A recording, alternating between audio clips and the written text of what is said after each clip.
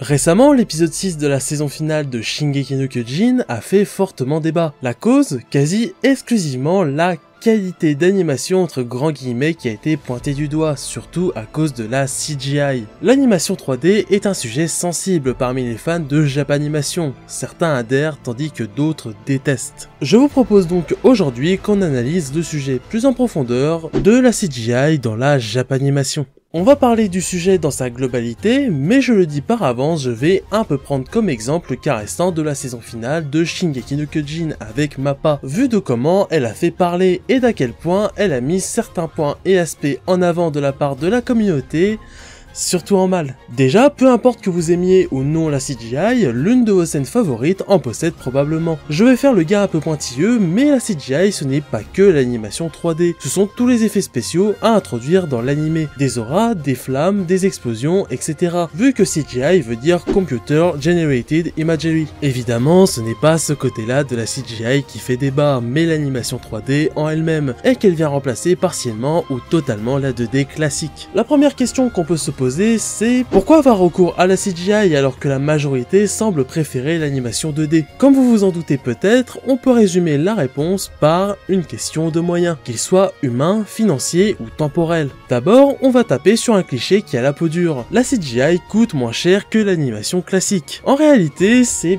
bien plus complexe que ça. On peut même dire qu'à la base, la CGI coûte plus cher que l'animation faite à la main. Pour faire de l'animation 3D, d'abord, il faut créer des modèles 3D, qui est une étape pouvant être longue et fastidieuse. Évidemment, il faut avancer une certaine somme pour les réaliser, car une fois fini, le plus dur est fait. Il ne reste plus qu'à les animer. Non que cela soit une étape facile, mais c'est là que ça devient intéressant pour les studios, car cela leur permet de faire animer des passages bien plus complexes à faire en animation 2D, beaucoup plus rapidement et facilement. Pour faire simple, la CGI ne coûte pas moins cher, elle est juste plus rapide et facile à faire, ce qui est parfait dans un milieu où les deadlines de projet sont très souvent atroces. Elle est aussi plus facile à faire car les animateurs sont bien plus faciles à trouver, vu que c'est un milieu qui évolue bien. Contrairement à celui de l'animation classique où les techniques peuvent difficilement évoluer, vu qu'il s'agit du travail manuel avec du dessin sur papier, et que dû aux grandes difficultés du milieu, un certain nombre peut le quitter et assez peu arrivent, si ce n'est surtout des étrangers fans d'animé, ce qui crée une réelle pénurie des animateurs. Vraiment, les animateurs 2D, surtout ceux à l'international, il faut bien comprendre que s'ils travaillent dans l'industrie de la Japanimation, c'est uniquement par passion. Pour les conditions de travail et le salaire, l'Occident est bien plus intéressant. Je tiens à rappeler que c'est un milieu extrêmement dur, dont on ne parle pas assez. Pour revenir aux animateurs 3D, il faut prendre aussi en compte que le milieu évolue car l'industrie de l'animation en général a énormément démocratisé la CGI, surtout dans le reste du monde, que plus le temps passe, plus la technologie évolue, la rendant plus simple et accessible. Tout ça crée donc plus de demandes, ce qui engendre plus de personnes se mettant à travailler en tant qu'animateurs 3D, qui sont d'ailleurs mieux payés par rapport au suivi qu'ils doivent avoir sur l'évolution constante des technologies autour, et qu'ils ont su préserver une bonne valeur sur le marché, résultant donc sur une boucle d'évolution. Pour être honnête, si le Japon reste attaché à l'animation 2D classique, c'est surtout car il s'agit de leur fierté nationale à travers le monde. Je le répète, mais l'animation 2D n'évolue pas, cela reste du dessin sur du papier, contrairement à la CGI qui est basée sur une technologie où des IA savent déjà produire et animer des modèles 3D de façon basique. Maintenant que vous savez tout ça, revenons aux studios qui doivent parfois faire face à un choix dans des temps limités. Soit produire une animation moche, et on sait à quel point cela peut parfois être dévastateur pour la réputation d'un animé ou d'un studio, ou alors mettre de la CGI qui, peu importe la qualité, sera considérée comme un défaut par beaucoup, mais moins négatif que de la mauvaise animation 2D. Vu qu'on parle de qualité de CGI, qu'est-ce qu'une bonne et une mauvaise CGI? Vous vous en doutez sûrement, une mauvaise CGI n'est pas compliquée à définir. L'exemple qui ressort d'ailleurs le plus souvent est celui de l'animé Berserk de 2016, vu notamment qu'il rassemble les défauts que peuvent avoir la CGI, trop ou pas assez de fluidité et des graphismes à l'aspect daté. Bref, un rendu global qui n'est pas naturel, surtout pour des standards d'animé. Plus récemment dans ce genre-là, il y a aussi l'animé Ex-Arm, adaptant le manga du même nom, où je ne pense pas avoir à décrire découvrir les problèmes de l'animation. En revanche, une bonne CGI à définir, ça paraît simple, mais la réflexion peut être bien plus complexe qu'on ne le pense. Les deux qualités qui font que les spectateurs peuvent aimer ou au moins ne pas être gênés par la CGI, c'est quand elle peut se confondre avec l'animation 2D ou alors qu'elle apporte une plus-value à l'animé, en donnant une aura particulière ou en réalisant des scènes beaucoup trop longues et complexes à faire à la main. Mais surtout l'important c'est comment est utilisée la CGI, principalement dans les animés 2D à la base. Vous ne l'avez sans doute pas remarqué, mais plein d'animés ont recours à de la CGI en arrière-plan, qui trouve le juste milieu entre les détails et la simplicité, pour optimiser le plus possible le budget mis dedans, tout en faisant en sorte que cela ne choque pas. L'un des points les plus importants pour bien intégrer de la CGI, c'est bête, mais c'est la luminosité dans la scène, et ce n'est pas toujours facile de bien intégrer, car avoir un personnage avec une luminosité mal gérée, c'est montrer que celui-ci est intégré a posteriori, un peu comme s'il ne devait pas en faire partie à la base. Pour SNK, Mappa a fait les choses intelligemment, avec une bonne gestion de la lumière, en les intégrant souvent dans des combats de nuit, donc sans vraiment de lumière naturelle, mais aussi en rajoutant de la fumée dans les mouvements, résultant sur une meilleure intégration à la scène, tout en ne foutant pas constamment en pleine bouche que le personnage est en CGI. Prenons par exemple Love Live, un animé d'idol, où dans ces derniers, la CGI est souvent utilisée pour les chorégraphies. Voici un extrait où ce sera surtout l'œil affûté qui remarquera la 3D. Pour quelle raison? Justement parce qu'il ne s'embête quasiment pas avec le problème de la lumière, se basant sur l'éclairage à pleine puissance d'une scène. Il y a évidemment aussi l'absence de traits, influant beaucoup sur cet aspect plat propre à l'animation, et enfin la fluidité des mouvements. Ça, c'est le deuxième sujet sensible. Pourquoi l'animation de la CGI paraît si souvent étrange? Cela est à cause du framerate. Il est souvent soit trop élevé, soit trop faible, ou alors trop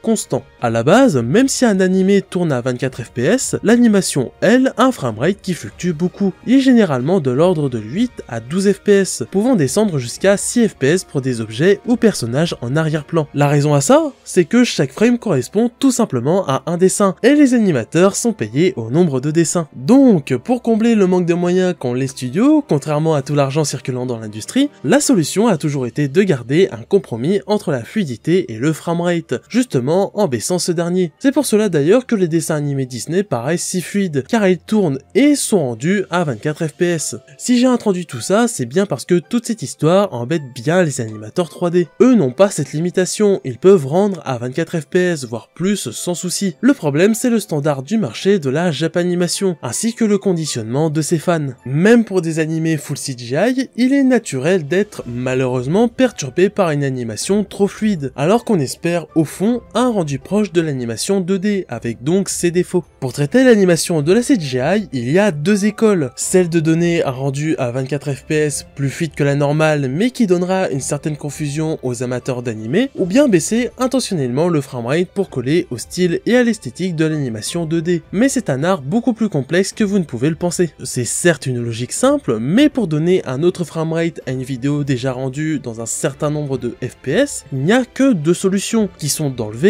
ou rajouter des frames. Vous avez sûrement compris, cet aspect étrange rendu parfois avec la CGI sur la fluidité, c'est pour atteindre un framerate proche de celui des animés, ce qui donne parfois l'impression de frames qui manquent. Notre cerveau a souvent du mal avec toutes ces notions. Et si vous vous dites que c'est simple, qu'il suffit juste de baisser le framerate rendu à 8 ou 12 fps, laissez-moi vous dire que malheureusement c'est bien plus complexe que ça. Déjà le framerate de l'animation 3D sera constant, alors que celui de la 2D ne l'est pas. Mais surtout l'animation 2D est prévue de base pour être à ce framerate, chose beaucoup plus complexe pour celle en CGI. C'est aussi pour ça que les fameuses vidéos d'animation en 60 fps que vous pouvez voir sur YouTube sont parfois si étranges, car ce sont des rajouts de frames par une IA sur un animé qui n'est pas prévu pour être rendu à un framerate aussi élevé, en faisant très souvent perdre tout le charme de l'animation. Vous pouvez vérifier d'ailleurs, vous verrez que la fluidité de l'animation n'est pas constante. Maintenant que je suis passé sur nombreux des aspects de la CGI, pourquoi certains ne voient pas de problème qu'elle soit utilisée pour les animés, tandis que d'autres en sont totalement répugnés? Pourquoi une telle polarisation des opinions sur le sujet? Pour la première catégorie, ce sont surtout des gens qui s'y sont faits, voire qui aiment le rendu final, alors que la seconde catégorie est beaucoup plus vaste au niveau de ses raisons d'être contre la CGI. Celle principale, c'est la peur qu'elle donne un mauvais résultat à l'animé, qui pouvait potentiellement être attendu. Bah oui, la CGI se cherche toujours plus ou moins dans le monde de la Japanimation. Elle a été démocratisée au même moment qu'Internet, et de ce fait, les séquences de mauvaise utilisation d'utilisation faisait plus parler d'elle que les bonnes. Dans l'anime en lui-même, ça pouvait bien plus faire sortir du show qu'aujourd'hui. On se retrouve donc avec l'animation 2D dont tout le monde est habitué et qu'on n'oserait pas remettre en question, avec en parallèle la CGI qui est quelque chose de nouveau, relevant de l'inconnu et qui surtout n'a pas vraiment brillé. À partir de ce moment-là, la CGI avait déjà une mauvaise réputation, étant connue pour être le fruit de séquences, voire d'animes ratés, ce qui engendra une peur pour cette technique d'animation malgré qu'elle ait été amenée à évoluer. Mais comme souvent, cela relève de la connaissance en animation dont beaucoup manquent dans leurs propos. On peut aussi voir une déception de certains à l'époque de voir les dessins animés en 2D en Occident se faire remplacer de plus en plus par de l'animation 3D, avec donc la peur que ce modèle se perpétue en Asie. Dans un autre sens, moins légitime, on peut y voir un certain syndrome de l'enfant roi, qui ne veut juste pas en voir du tout, ne prenant absolument pas en compte la raison de sa présence, mais surtout qui considère uniquement de la bonne CGI, celle étant de la même qualité que des Disney, Pixar, DreamWorks, etc.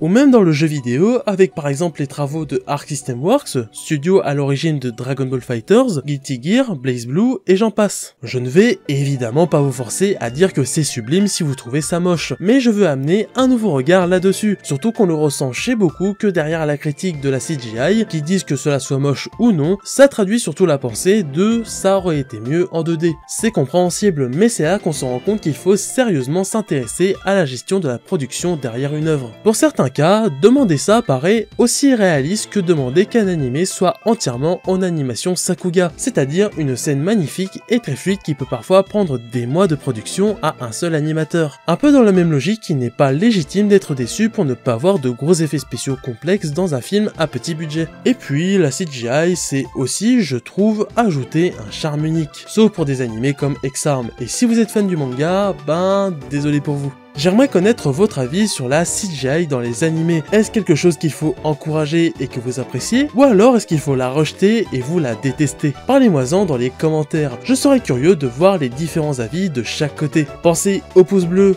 à l'abonnement et la cloche qui soutiennent moralement et le référencement. C'était Dorian, tchuss!